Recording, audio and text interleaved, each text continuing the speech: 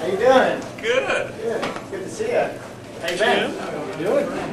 You bring the crowd. Look at this. You brought the crew today. Brought the crew. I was wondering if you'd show up. Well, I wasn't going to. I said half my students are going to be here. I better show up. Yeah. Finally you drug them out, huh? I finally got I forgot to invite you to my wedding. Well, that's fine. Among many other people. I forgot to get your present, so No, we're even. that works. I'm expecting a baby girl now. No. Yeah? Well, good for you. Yeah. Not bad, Jim. I'm gonna have to move over here. Yeah, tonight. We appreciate that. You know, it's funny, is a year ago, we were down here on this 3500, and it was under construction. Was this 3500 ever get fixed? It was just a cycling thing. I guess next year we'll have to have another meeting down here so we can see how see if it gets done.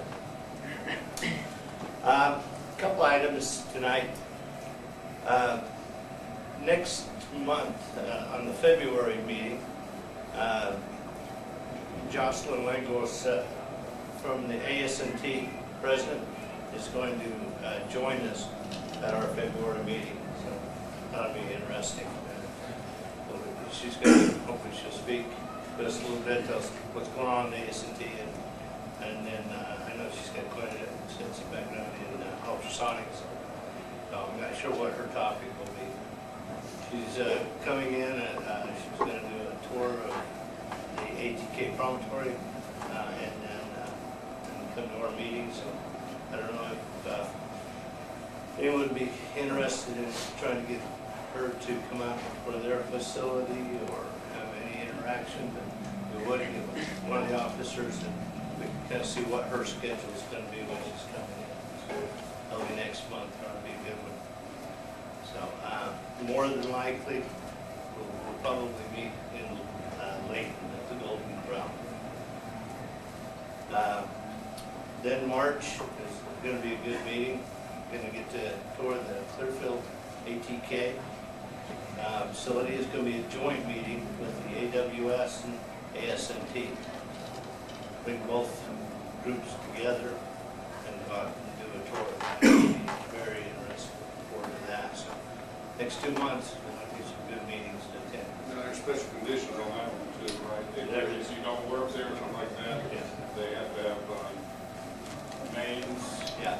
So, but what we have to do is turn in a roster of names. We're going to get a sheet out to everybody so they can fill it out for the pertinent information so they can do a security clearance. And then it's going to have to be turned in a couple weeks before.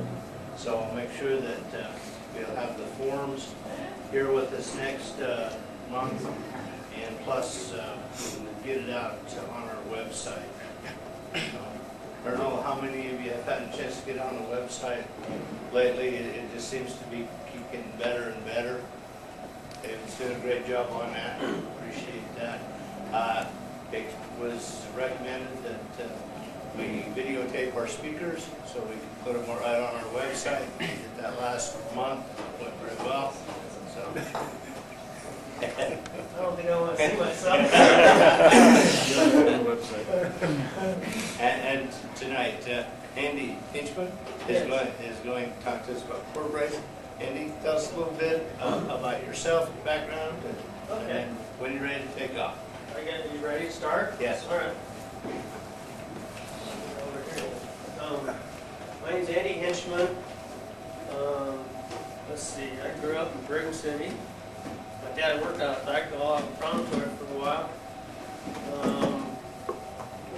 I went down to school at the University of Utah, got a BS in engineering. Worked out at school at Army Depot for a while as a facilities engineer, and at UDOT for a little while. Then I finally got my dream job to be a structural engineering consultant for a while. And then I had an opportunity to go work in construction. So I worked on several large construction projects in the Salt Lake City area. The American Stores building, which is now the Wells Fargo building. And then I got to work on the Grand American Hotel project. And then I also worked on that federal building in downtown Salt Lake, which is probably the second building in the U.S. to get buckling restrained braces put on. And somehow I think maybe that's how I ended up at Corebrace. Corebrace has been around for about 7 years, since research and development of doing our own braces. There was another company out there from Japan who first started the product, but we figured out a way to work around their patents and developed our own product, and I got it going. Did our first project around 2002 out in San Francisco. Now we got about 41 projects on the books. We've done about 5,000 total braces to date, and the largest project we've done has almost 1,000 braces on it. And then this product is it's just, well, let me get into it here. Excuse me. I'm going to talk a little bit about what a buckle restrained brace is, and then I'll try to talk a lot about testing, I guess. These guys are into testing. And then why people use them, why they're better for structures, and very little about how to design with them. Are there any engineers here? So no design anything. And then just a little bit about how much they cost and why people are using them with some example projects. This is supposed to be a video that plays. We'll have to get that going a little bit later. Have some testing. Anyway, this is a big hospital project in Murray, the IC hospital, and basically it's just these diagonal braces that are put in building structures to support them laterally for wind loads and when the earthquake shakes the building to support it that way. And basically they're just an improvement on a regular brace. A regular brace is usually like a wide flange section or those steel tubes or pipes. Ours is it's a special brace that when it goes in compression, it'll never buckle. And it also works well in tension. And I'll just explain how that works right now. This is basically a picture of an entire brace assembly. This is a blow up of the end connection here. And right through here, we take a cross section of it. So what we have in here is this cruciform looking thing made up out of steel plate. We'll get big steel plates and we just cut these long slender pieces out of it, build it up into a cruciform, slide it through the casing, put these end connections on with welds here and over there. And then we'll tip them upwards. When we cap off the bottom here, we'll fill it full of grout, a cementitious grout. But we also put a special layer around all this steel plate to keep this grout from bonding to the steel core. So the casing and the grout just support that steel core when it starts to smash in compression. Because as you know, when you try to smash things, they want to buckle. Not only do they want to buckle globally like this, they also want to start trying to ripple inside of there and do like localized buckling. So the grout supports the localized buckling, and the casing supports the global buckling. This is what the core looks like without the casing and the grout around it. So if we have smaller capacity ones, we just use a flat bar all the way through, so that's the edge of it, and that's the width part of it. And then if they get bigger in capacity, then we build up these cruciform sections with one main flat plate with two, like half as wide transverse plates. And then we weld them together all the way over there. So what happens is that steel core is what takes all the force in the building. That casing and that grout takes no force because of that special material we put around it. It won't transfer any load to that. All it is there for support. So we kind of decouple two behaviors. One just does force, and the other component, the casing and grout, just handles buckling problems. And that's basically the secret of the brace. In tension, the casing and grout just go along for the ride because you don't need buckling control and tension. So that's basically the state of the art or the basic principles of a buckling restrained brace. The big advantage is, of course, you just don't have this buckling problem you have with regular braces. You don't have to worry about it anymore. One of the things we have to do out there is they have provisions for how we have to test these braces. We have to prove that our braces will work. And so we have a testing protocol to go through. We go to, typically we go either at the University of Utah, is where we tested. We've also tested down at the University of California, San Diego. And so we build these full-scale braces and put them on these machines and just start smashing and stretching them until they finally break. So one of the things we have to do, so as you can see, this is like a typical frame in a building. When the earthquake load hits, it drifts a little. You can see that brace has to deform, it has to stretch. If you go the opposite way, it'll compress. So that's basically what we got to do in testing, is smash and stretch it. So this is just a diagram of the displacements we have to put the brace through during testing. This is what the test requires us to do, is, you know, for this brace up to about, let's see here, you know, about 2.5 inches, plus or minus 2.5 inches. But then we decide, once we pass that testing per the protocol, then we just try to decide, see how much they can really do. And so in this brace, we actually went up to about twice what they required us to do before it finally fractured in tension. So you can see we haven't had any test have any problems at all passing this, and so we've always done this to see just how far they can go. They want us to get some special values from testing. One of them is what the peak tensile force was it could handle and what the peak compressive force was. It turns out that they're about equal, and that's really nice in design, because regular braces have very little buckling force, but they have a lot of tensile force, and that causes a lot of problems in designing buildings, because you got to make all the components of the structure hold the tensile force of that brace, even though it can only hold a little bit in compression. Ours hold the same in compression and tension, so that the components, the connections and things don't have to handle near as much force. It's orders of magnitude less. So that's where this system can save a lot of money, by reducing the forces in the other members of the structure. The other thing they make us test is, well, how many times can we do this to it? And they come up with this number of 140 you got to be able to do. And we've done well over 200. Our testing is done up to like 600 to 1,000. 140 is a number that comes from analysis. This fellow named Raphael Sabelli did a fellowship report. He looked at a lot of different building frames and ran computer earthquakes on it, nonlinear computer earthquake effects.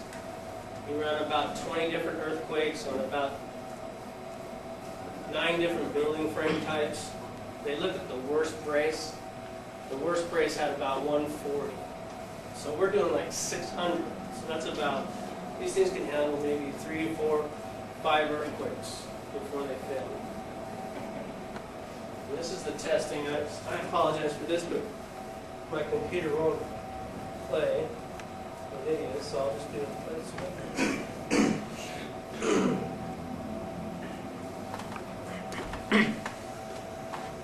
Okay, this is down at the UCSD facility. We're testing a full-scale brace. It's about 20 foot long, and it has about 1,000 kit yield capacity.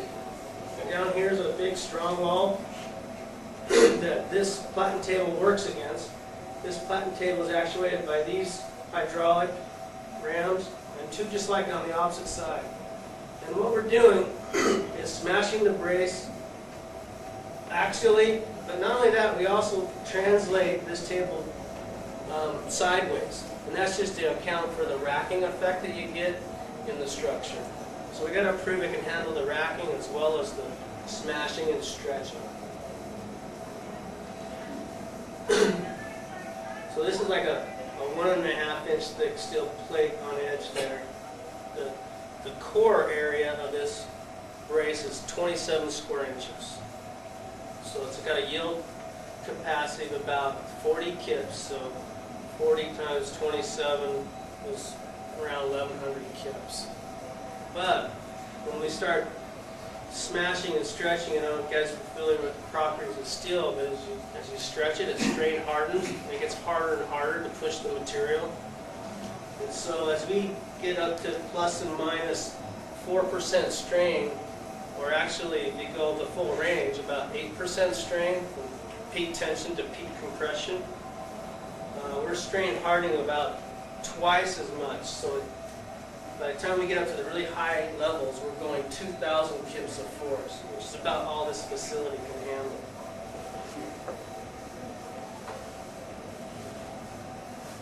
So on the opposite end, you're seeing the same thing here, where that the core is actually sliding into that casing and coming out. We'll see a better view of what it really looks like on the next close-up.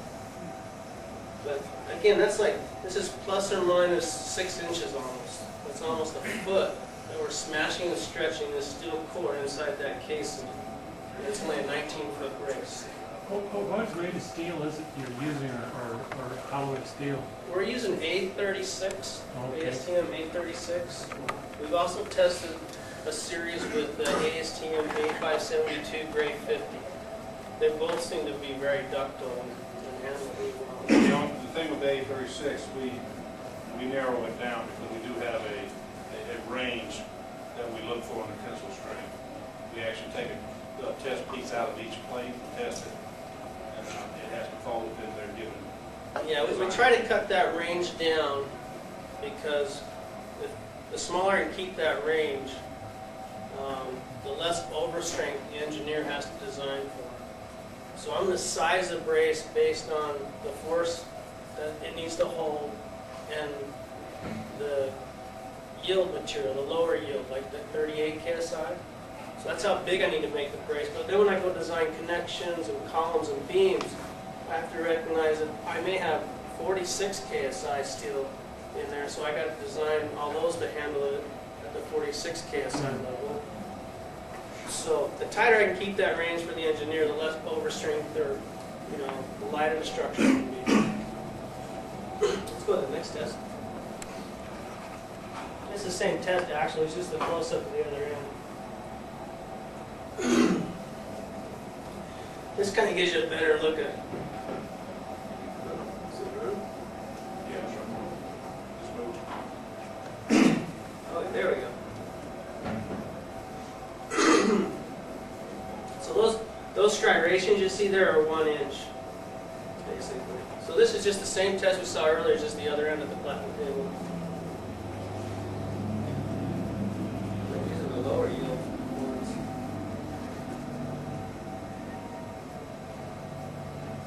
This is what I'm looking at. And so we actually, we passed the protocol we're supposed to test to prove these braces work. Now we're doing the high range stuff where we're just seeing how much they can handle. How does the frequency of your load, how does that compare with, say, the load that one might see in an actual seismic condition? They do address that in the provisions, and basically they haven't found that rate of application changes the performance at all. And there actually have been braces like this tested to a dynamic, real live time scale. Put a real live dynamic load on it, an actual time history from an earthquake.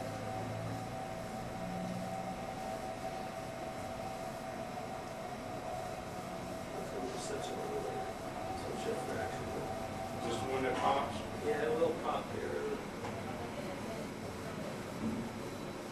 But it's just very ductile, very repeatable behavior we get with these. It makes it really nice for designers designing with. They get the same behavior in compression as they do tension, so they can actually model them very accurately in the computer software.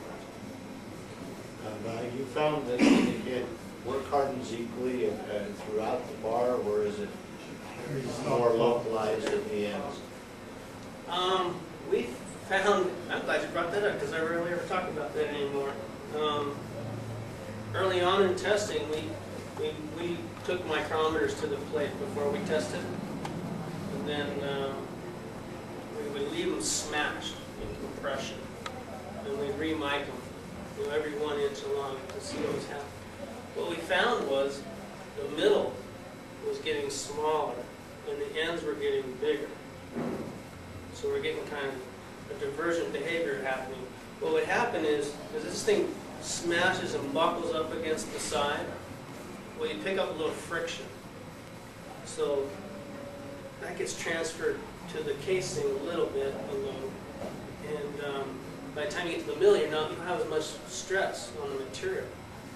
So that material doesn't, when you smash it, it actually swells up. They call it Poisson's effect.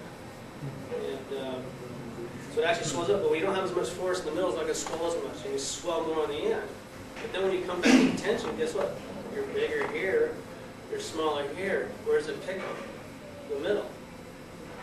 So you get most of the stress in the middle. And so we get this divergent behavior, and that actually is one of our patents, is how to deal with that and to make that more uniform throughout the structure. And we figured out how to do that, and we tested it and proved that it works. If you think about it, it's pretty intuitive what all you can do, but I'm glad you brought that.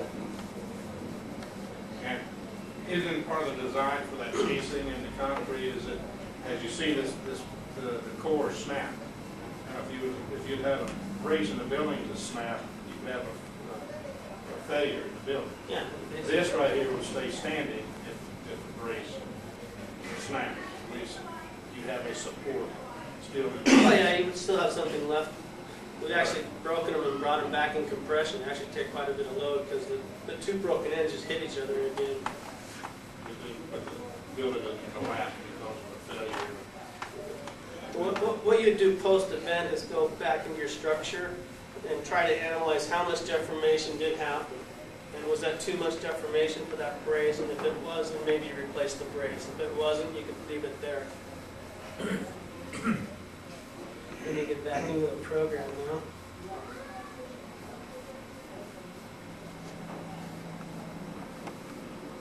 So somebody needs to develop an ultrasonic test that they can test down to that core, 60 feet. There are some things you can do. One is before you take every brace out to the field, you do a hammer test. And you can test how well the sound travels through it. And then you can theoretically do that same test out in the field and see if any portion of it's fractured, if it's completely fractured. We've x-rayed them. You can see the break. But I think pretty much if you just go through and evaluate what actually happened to the brace, you can determine from there what you need to do. Is there any x-raying them during production? The wells themselves? No. I'll show you some how we do some of the wells here in a little bit.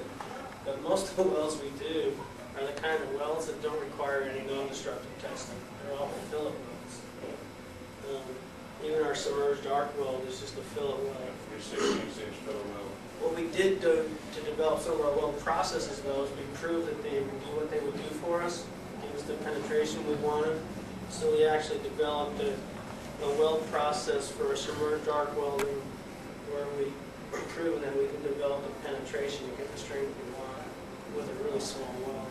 The x-ray was only done during the testing to look at the inside, that kind of thing. And we had one client that required us to have some x-ray because they didn't believe, they thought the concrete had voids in it, so they x-rayed it. We got a stack of x-rays of this thing, probably 500 x-rays. Not one void. So. We have a pretty good way of placing the concrete. We tip them up on end, and we use a they call it self-consolidating concrete. It has kind of a viscous modifier in it, and you don't test slump. You test how well it spreads, and so it fills it up really nice and soft. These are some of the things that we've helped to improve the cost of the product. This is what we were doing originally. Was this connection?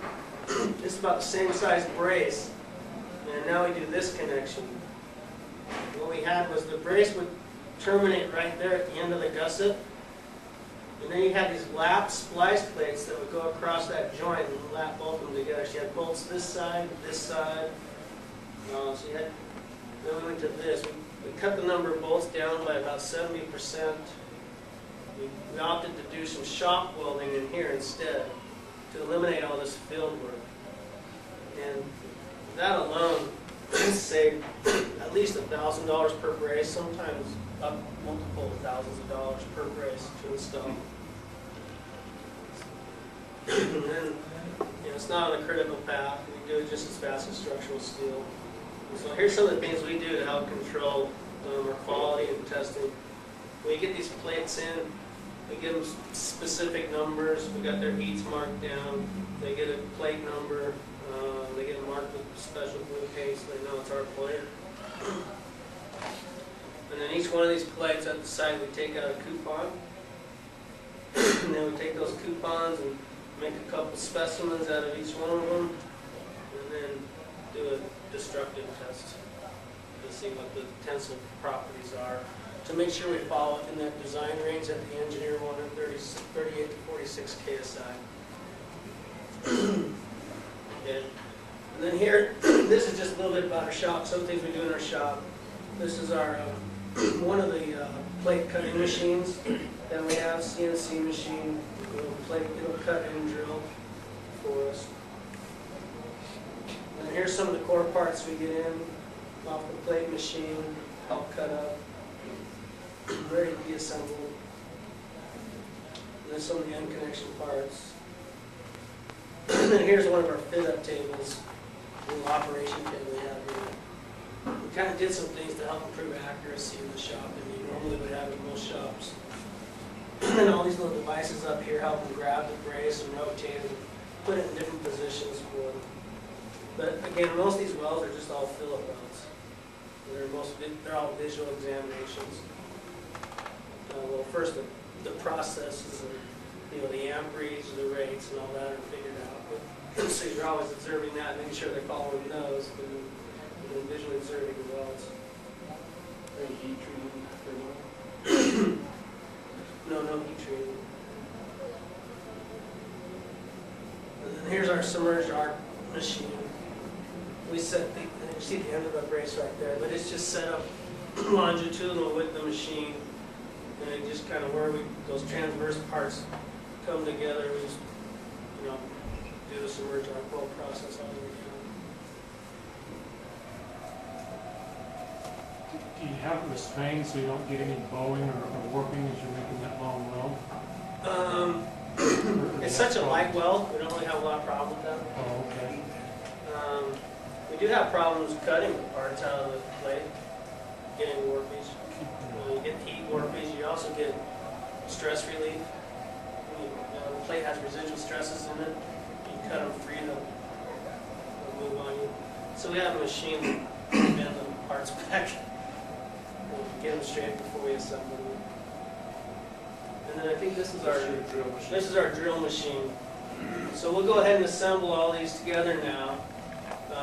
That gives us a little more tolerance for fit up here with these lug plates, because then we'll drill these holes with this CNC drill line through both of these plates, and then it'll travel down the other end and drill those holes.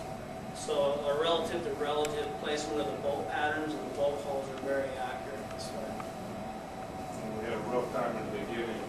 Well, we learned to add about all these parts together. We started adding 8 here and 8 here so that we could. So when the bolt group ended up where it ended up, it wasn't compromising any clearances or anything. This right here, the bolt hole now, how much problem add as far as tolerances on the bolt hole now since we've done that? Once we started, getting a little 8 here, 8 there, we pretty much haven't had any bolt hole patterns fall out of tolerance with both clearance and edge distances. They're very accurate, those ends. It's really nice for the guy. We used to do the holes in those lug plates before we assembled it, so then we had to be very careful with our fit up and alignment of all those holes. Now it makes it really nice for the guys in the field. The bolts just drop right through, no problem. Then we take them down to our other shop and basically shove the cores through the casing, cap off one end, put some temporary supports in this end. Sometimes intermediate supports get put in to keep the core straight. And then you can kind of see some of our proprietary material that we put around right there. It's kind of it's a bearing material, very rigid. Bearing material helps us cut down on friction, so we get very good tension to compression forces, which help those engineers design more efficient buildings.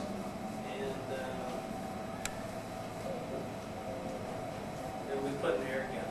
It's an air gap. You got to have a little bit of room in there because when you smash the brace, it swells a little bit. So you got to have some room so it won't swell and lock up. But then you don't want too much room because then it wants to micro buckle all along there. And that creates, the higher those amplitudes of the micro buckling, creates more and more transverse force, will pick up more and more friction. So you kind of want to give enough room, but not too much room. And that's one of the things we do very well. And not only that, we adjust that margin depending on how big the material is. Because bigger material swell more than thinner material. About the same percentage, but we still have this move. Then we hang them up like this. That way we have this casing bearing down here at the bottom. So the full weight of the concrete, the casing, and the core keeps that thing in tension, keeps it nice and straight while I make the cores. And why use buckling and restrained braces? Well, first of all, they don't buckle. You don't have this problem in your brace frame structure. This one's interesting because it knocked the whole facade off the building. You'd be surprised, you know, you rack a little bit, and you maybe shorten that brace a couple inches, but it's out of plane deformation. It'll be over a foot and a half, and it just knocked the facade off this building. So you can see when it comes down in compression here, it just can't hold any load. It does really well in tension. Ours just does it really well both ways. That just absorbs a lot of energy. Brace frames are stiffer. You can get lighter frame systems with brace frames, so it makes it more cost effective that way. And most of the other systems like moment frames, and they call these eccentrically braced frames where they have that link right there. They pick on the beam element, your gravity carrying member. It's not probably the best place to do it. With our braces, you keep most of it just in the brace. And then if you want to learn more about designing with them, we help produce this document. These two guys, Walterio Lopez and Rafael Sobelli, they won the T.R. Higgins Award from AISC. I think it's their highest award for designers last spring. And they both are on the road now giving pretty much the same presentation I do, a little bit more about designing. And they get paid a lot of money to do that. And I get to buy everybody lunch to come listen to it. We help produce this document as well. And then here's just some cost comparisons about why people are starting to use these things a lot more. Not only do they perform well, they're actually turning out to be a lot cheaper to use. You know, granted, it's more expensive to build this special brace, but when you look at the reduction in connection requirements and the reduction in column and beam sizes and foundation sizes, more than compensates for the extra cost for the brace. I'll kind of show you why real quick. If we use an ordinary brace frame versus our system, these column sizes are 605 pounds per linear foot. Ours is only 342 pounds per linear foot. The beam size here, we're 44 pounds per linear foot. These are 93 pounds per linear foot. So they're And the actual size has changed, W18 by 44 to a W20 by 83. Is that it? So the size and weight, the weight per pound. Yeah. So it's like twice the weight for the whole frame that you got to pay for. And then if you do these configurations, the problem with these, the designer in this system here, if a regular brace buckles, well then the brace that's in tension will pull down on that beam. So they have to design that beam to keep that floor up while that brace is pulling down on it. So it's got this huge additional load now that beam has to be designed for. So they had like a W40 by 303, 303 pounds per foot, 40-inch deep beam, versus us with only a 16-inch deep beam with 77 pounds per foot. So it's a little more easy to use or versatile. And plus, if you have a 40-inch deep beam versus a 16, Steve, you may have